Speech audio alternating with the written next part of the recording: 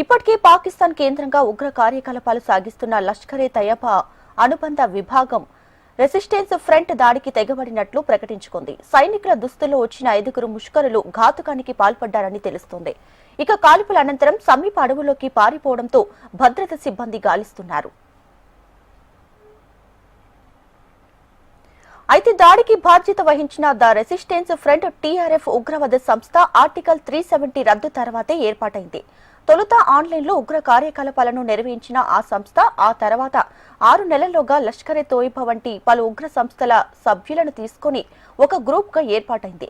పాకిస్తాన్కు చెందిన నిఘా సంస్థ ఐఎస్ఐ టీఆర్ఎఫ్ ను సృష్టించిందని నిఘా వర్గాల సమాచారం. లష్కరే తోయిబా నుంచి ప్రపంచం దృష్టిని మళ్లించడానికి టీఆర్ఎఫ్ ను ఏర్పాటు చేయించినట్లు చెబుతున్నారు. లష్కరే తోయిబా ఉగ్ర కార్యకలాపాల కారణంగా ఆర్థిక చర్యల టాస్క్ ఫోర్స్ FATF 2018లో పాక్ ను నిషేధిత దేశాల జాబితాలో చేర్చింది.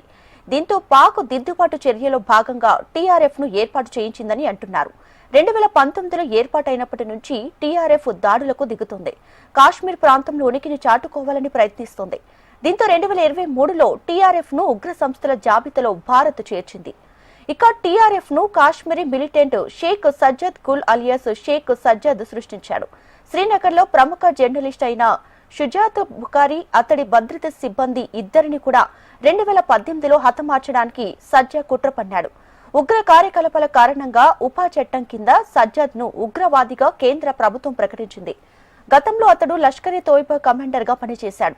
అన్ని మతాలకు చెందిన వ్యక్తులను టీఆర్ఎఫ్ లక్ష్యంగా చేసుకుంటుంది. ఆ సంస్థ దాడులు చేసిన వారిలో కాశ్మీరీ పండిట్లు, సిక్కులు, హిందువులు, ముస్లింలు కూడా ఉన్నారు. ఈ సంస్థ ఇప్పటి వరకు 6 సార్లు దాడులకు పాల్పడింది.